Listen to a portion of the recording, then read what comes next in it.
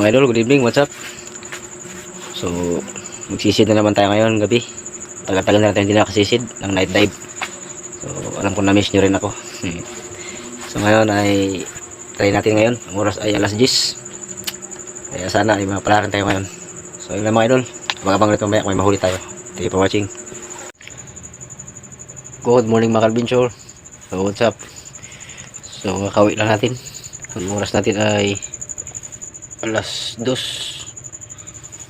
palas 3 na. So ito aking huli mga kabinchor, tignan natin.